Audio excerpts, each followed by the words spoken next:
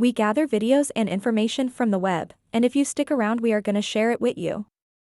So stay tuned for news and updates. We're also about to see massive changes in the $23 trillion world of big finance. In the months ahead, central banks around the world are planning to go digital. Many of the legacy banks you've heard of, where you probably even keep your money, like Bank of America, Chase, Citi, Wells Fargo, they're about to be reset, overhauled by a new type of technology called fintech, which is short for financial technology. Yeah, can I ask you, what exactly does that mean for the banks and all of us, you and me? Essentially, it means the function of our banks is about to change. They probably won't raise public suspicion about it by changing the signs on your bank's branches, but according to my sources, the Federal Reserve will soon own all the banks, and your local branch, it's simply going to be like a licensee of the Fed. In other words, the banking infrastructure is being rebuilt from the ground up, and very few Americans are aware this is even happening. We are right on the verge of a once-in-a-generation opportunity to profit by investing in the companies that are building out the architecture for this massive shift. Put simply, financial technology is revolutionizing the $23 trillion old guard banking industry. You see, over the past 3 years, while the total value of U.S. bank stocks has slid by 30%, the total value of fintech stocks has increased by 272%. This chart shows the early stages of this huge distortion in action. It's amazing. Why don't we hear about this shift in the news? I mean, this seems to me like it should be a front page story. I totally agree. But yeah, I got to remember, the central banks and the folks on Wall Street, they want to keep this transformation under wraps for as long as they possibly can. So they can get in front of it first. Of course. And to avoid panic.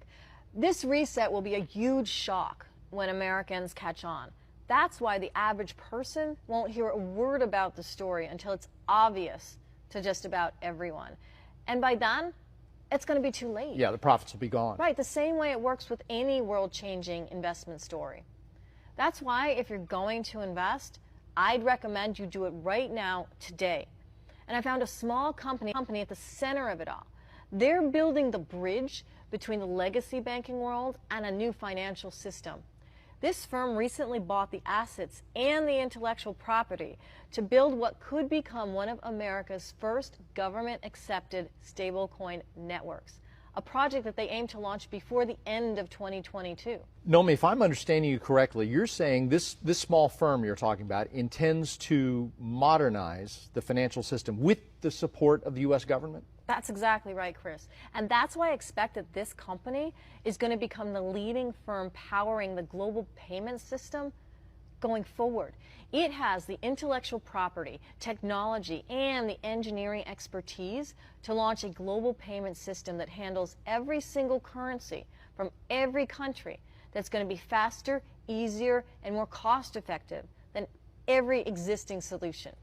That has got to be trillions of dollars. It was more than $5 trillion just in 2020.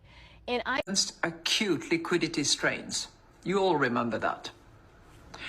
This reflected a structural liquidity mismatch at the heart of their operations, with them offering on-demand liquidity to investors.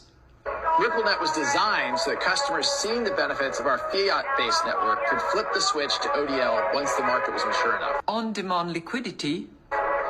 And this is exactly what's happening. Flip the switch.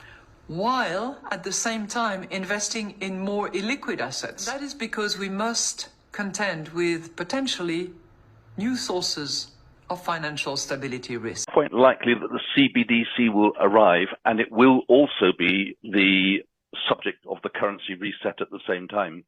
At some point, the world is going to go into a crisis, or a country is going to go into a crisis. It might be the UK, it might be Italy, might even be the United States, but something is going to happen. Things are very, very taut in the financial world at the moment.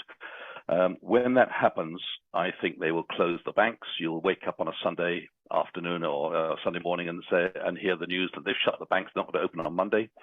And then by Monday evening or Tuesday, you'll get the announcement that we're having a new currency, the CBDC, and don't worry, it'll be 1-to-1 against the old currency.